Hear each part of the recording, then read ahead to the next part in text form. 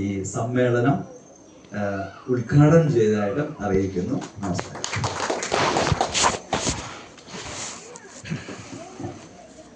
അടുത്തതായിട്ട് ഈ തീർത്ഥാടന സന്ദേശം നൽകുന്നതിനായിട്ട് ശ്രീ ബാബു നവഗ്രഹെ ക്ഷണിച്ചു.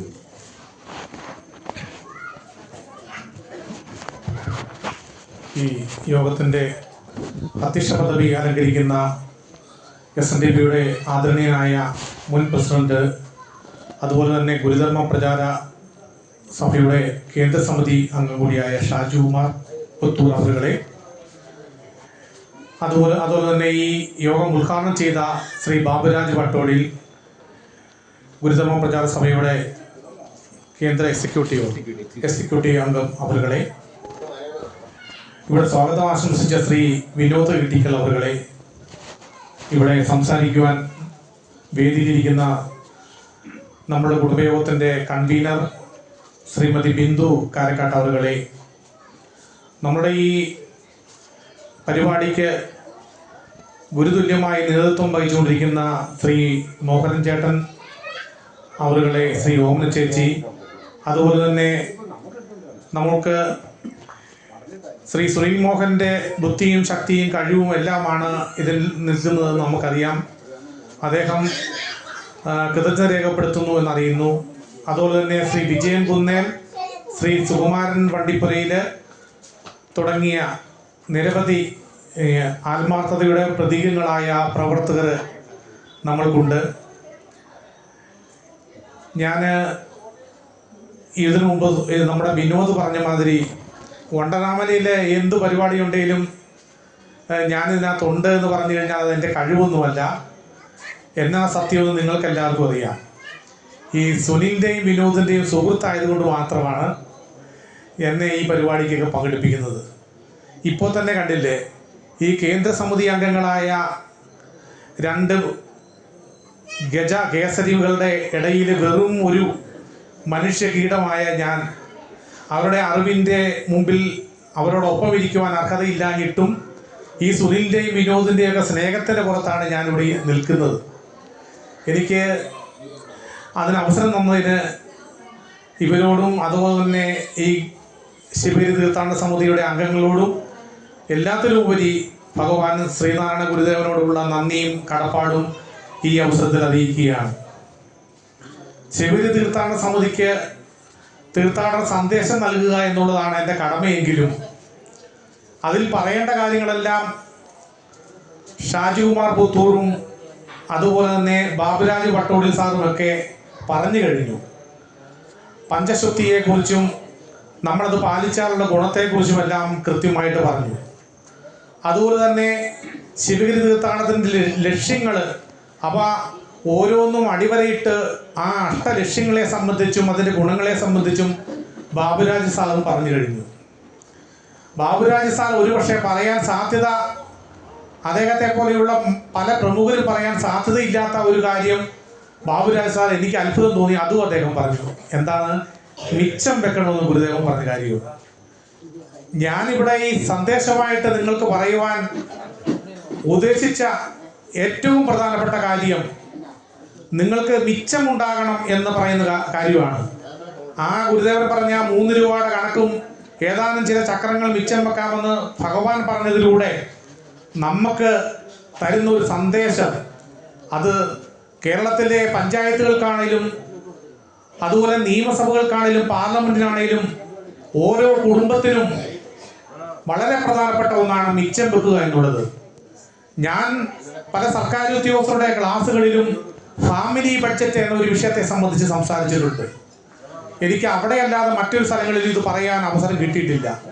എൻ്റെ ജീവിതത്തിൻ്റെ സായാഹ്ന സമയമായപ്പോൾ ഈ സമിതിയുടെ മുമ്പാകെങ്കിലും എനിക്ക് ഈ മിച്ച ബഡ്ജറ്റിനെ കുറിച്ച് പറയുവാൻ കഴിഞ്ഞു.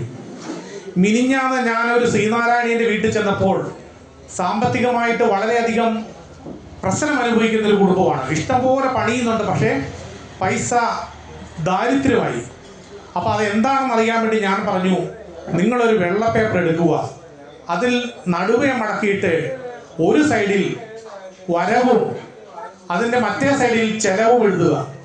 ശ്രദ്ധിക്കണേ, നിങ്ങൾക്കെല്ലാം വലിയ ബലപിടിപ്പുള്ള കാര്യമാണ് ഞാൻ ഈ പറയുന്നതെന്ന് എനിക്ക് അറിയാവുന്നതോട് പറയുക. അപ്പോൾ ഒരു സൈഡിൽ 10,000 രൂപ വരവുണ്ടെങ്കിൽ മറു സൈഡിൽ ചെലവെഴുതുക. അത് 10,000-ൽ താഴെ ആയിരിക്കണം. 10,000-ഓ 12,000-ഓ 20,000-ഓ ആയിരിക്കും പലരുടെയും ചെലവ്. ചിലരുടെ 15,000 ആയിരിക്കും. 5,000 രൂപയുടെ ഓരോ മാസവും കടത്തിൻ്റെ മേൽ കടത്തിലേക്ക് നമ്മൾ കൂപ്പ് കുത്തിക്കൊണ്ടിരിക്കുന്ന ഓരോ കുടുംബവുമാണ് നമ്മൾ ഓരോരുത്തരുടെയും. അങ്ങനെ സാമ്പത്തിക ശാസ്ത്രത്തിൽ ബിരുദമുള്ളത് കൊണ്ട് അല്ല, മറിച്ച് മഹാഗുരു തന്നെ നമ്മോട് പറഞ്ഞു മിച്ചം വെക്കണമെന്ന്. അന്ന് ശ്രീ സുനിൽമോഹൻ എന്നോട് ഒരിക്കൽ പറഞ്ഞു, ശാസ്ത്ര സാങ്കേതിക വിദ്യ എന്ന് വാക്ക് പറയാൻ പോലും ഇന്നത്തെ കാലത്തെ യുവാക്കൾക്ക് അറിയത്തില്ലാത്ത ആ കാര്യം 1928-ൽ മഹാഗുരു നമ്മളോട് പറഞ്ഞു, ശാസ്ത്ര സാങ്കേതിക വിദ്യയുടെ ഗുണങ്ങളെ സംബന്ധിച്ച്, കച്ചവടത്തിന്റെ പ്രാധാന്യത്തെ സംബന്ധിച്ച്, കൃഷിയുടെ കാര്യത്തെ സംബന്ധിച്ചും എല്ലാം. അപ്പോൾ നമ്മൾ പഠിക്കേണ്ട ഏറ്റവും പ്രധാനപ്പെട്ട കാര്യവും എനിക്ക് നിങ്ങൾക്ക് തരുവാനുള്ള സന്ദേശവും ഇതാണ്. പ്രിയപ്പെട്ടവരെ, നിങ്ങൾക്ക് 10 രൂപയെ വരുമാനമുണ്ടെങ്കിൽ നിങ്ങൾ 8 രൂപ മാത്രമേ ചെലവഴിക്കാവുള്ളൂ. 2 രൂപ മീതി വെക്കണം, മിച്ചം വെക്കണം.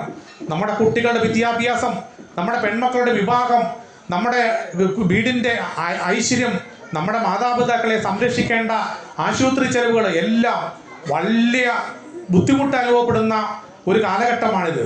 അതുകൊണ്ട് നിങ്ങൾ മിച്ചം വെക്കുക എന്നുള്ള കാര്യം വളരെ ശ്രദ്ധയോടുകൂടി തന്നെ ഞാനും നിങ്ങളും ഇവിടെ കേട്ടുകൊണ്ടിരിക്കുന്ന ഓരോരുത്തരും നാളെ മുതലെങ്കിലും നിങ്ങൾക്ക് വരവ് 100 രൂപയുണ്ടെങ്കിൽ 95 രൂപ അല്ലെ 90 രൂപയിൽ കൂടുതൽ ചെലവഴിക്കാതെ 10 രൂപ മീതി വെക്കുവാൻ കഴിയുന്ന ഒരു രീതി നിങ്ങൾക്ക് കഴിയുമാറാകട്ടെ എന്ന് ഞാൻ ആശംസിക്കുന്നു.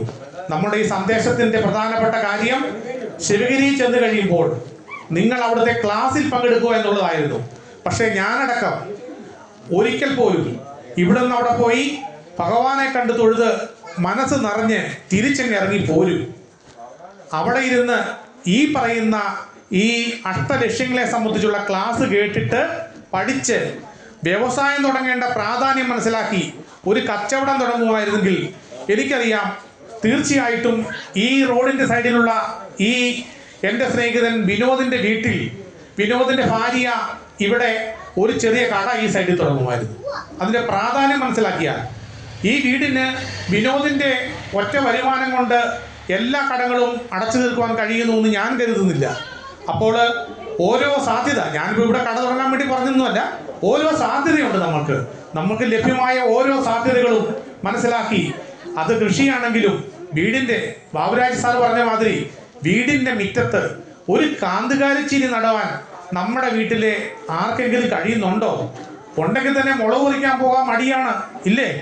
നമ്മുടെ വീട്ടിൽ വിറക് ഇഷ്ടം പോലെ ഉണ്ടെങ്കിൽ ഇപ്പം നമ്മൾ ഗ്യാസ് മാത്രമേ കത്തിക്കുകയുള്ളൂ, ഒരു ഇല്ല, ഇല്ലേ?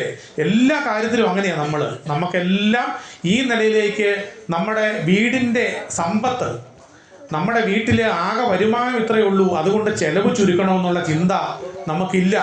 പച്ചക്കറികൾ പറമ്പില്ലെങ്കിൽ മുറ്റത്ത് 10 ചാക്കിനകത്തെങ്കിലും പച്ചക്കറികൾക്ക് നമുക്ക് നടാൻ പറ്റും.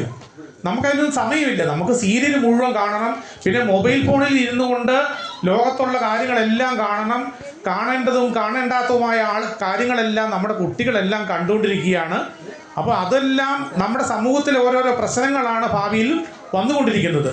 അപ്പോൾ ഇതെല്ലാം മനസ്സിലാക്കി മിച്ചം വെക്കുക എന്നുള്ള ഏറ്റവും വലിയൊരു കാര്യം നിങ്ങൾ ഏറ്റവും ചെറുതായിട്ട് നിങ്ങൾ കാണുന്നുണ്ടെങ്കിലും അതാണ് ഏറ്റവും വലിയ കാര്യം. അതുകൊണ്ട് ഈ തീർത്ഥാടന സമിതിയിലെ അംഗങ്ങളെല്ലാവരും നാളെ നിങ്ങൾ പോയിട്ട് വന്നു കഴിയുമ്പോൾ നിങ്ങളുടെ വീട്ടിലെ വരുമാനം എത്രയാണെന്ന് ഒരു സൈഡിൽ എഴുതുകയും ചെലവ് എത്രയാണെന്ന് ബോധ്യപ്പെടുകയും ചെയ്യുക. 1-2 പേർക്ക് ചിലപ്പോൾ കാണുമായിരിക്കും, അത് അത്ഭുതമാണ്. അപ്പോൾ ആ നിലയിൽ പോകണം. എൻ്റെ കാര്യം ഞാൻ പറഞ്ഞാൽ പൊങ്ങച്ചം പറയുമെന്ന് എനിക്കറിയില്ല. എനിക്ക് വരുമാനം എത്രയാണെന്ന് എനിക്കറിയാം, എനിക്ക് ചിലവ് അതിനെക്കാട്ടിലും വളരെയേറെ കുറവാണ്. അപ്പോൾ ഞാനങ്ങനെ പോകുന്നതിൻ്റെ ജീവിതമാണ്. ഇവിടെ ഇരിക്കുന്ന നിങ്ങളെപ്പോലെ തന്നെ ഒരു വ്യക്തിയായിരുന്നു ഞാൻ, ഇല്ലേ? നിങ്ങളെക്കാളും അറിവും കഴിവും ശാരീരിക ശേഷിയും കുറവുള്ള ആളായിരുന്നു ഞാൻ. എൻ്റെ ജീവിതം ഈ നിലയിൽ വളർന്നു വന്നതിൻ്റെ പിന്നിൽ എൻ്റെ നിശ്ചയദാർഢ്യവും എൻ്റെ അറിവും എൻ്റെ ഈ രീതിയിലുള്ള ക്രമപ്പെടുത്തലുമാണ് എന്നെ ഈ നിലയിലേക്ക് വളർത്തിക്കൊണ്ടുവന്നത്.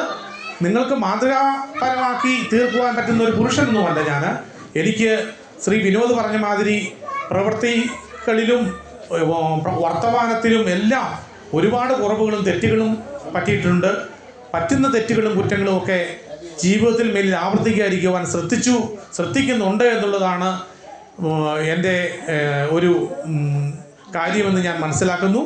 അതുകൊണ്ട് തുടർന്നുള്ള കാര്യങ്ങളിലൊക്കെ ആ കാര്യങ്ങളിലൂടെ കുറവ് വരുത്തി ആ കുറവ് പരിഹരിച്ച് മുന്നോട്ട് കൊണ്ടുപോകാൻ ഭഗവാൻ ഗുരുദേവന് എന്നെ അനുഗ്രഹിക്കും, നിങ്ങളെയും അനുഗ്രഹിക്കട്ടെ എന്ന് പ്രാർത്ഥിക്കുന്നു. അതുകൊണ്ട് മിച്ചം വെക്കുക എന്നുള്ള ഏറ്റവും വലിയൊരു സന്ദേശം നൽകിക്കൊണ്ട് ഞാൻ നിർത്തുന്നു. എൻ്റെ പ്രസംഗം അധിക പ്രസംഗമായും മാറിയിട്ടായിരിക്കും അകത്തു നിന്നൊക്കെ കൈകൊട്ടുന്നുണ്ട്, ഇത് നിർത്തി തരൂ എന്ന് പറഞ്ഞുകൊണ്ട്. ഏതൊക്കെയായാലും ഞാൻ അധികം ദീർഘം ഒരിടത്തും സംസാരിക്കുന്നതല്ല. ഇന്ന് ശകലം കൂടി പോയെങ്കിൽ ക്ഷമിക്കണം. എല്ലാവർക്കും ഈ നല്ല ഒരു തീർത്ഥാടന ഒരു സമയമാകട്ടെ എന്ന് ആശംസിക്കുന്നു. സന്തോഷത്തോടു കൂടി പോയി വരിക. മഹാഗുരുദേവന്റെ അനുഗ്രഹം എല്ലാവർക്കും കിട്ടട്ടെ എന്ന് പ്രാർത്ഥിക്കുന്നു. നന്ദി, നമസ്കാരം. അടുത്ത സമ്മേളനത്തിന് ആശംസ അർപ്പിക്കുന്നതിന് ശ്രീമതി സതി ബാബു. അപ്പം അടുത്തായിട്ട് ആശംസ അറിയിക്കാനായിട്ട് ശ്രീമതി ബിന്ദു കാരക്കാരനെ ക്ഷണിച്ചു.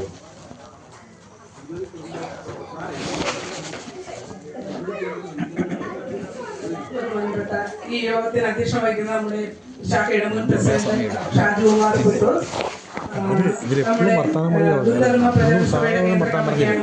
ബാബുരാജ് സാറ്, നമ്മുടെ മുൻ ശാഖയുടെ പ്രസിഡന്റ് ആയിരുന്ന ബാബുചേട്ടൻ ശാഖയുടെ പ്രസിഡന്റ് ആയിരുന്ന കാലത്താണ് നമ്മുടെ പൊളിച്ചിട്ടിരുന്ന ഒരു കെട്ടിടം ഇവിടെ ഉയർന്നു വരാൻ സാധിച്ചത്. അത് നമ്മൾ മറന്നു പോകരുത്. ഞാൻ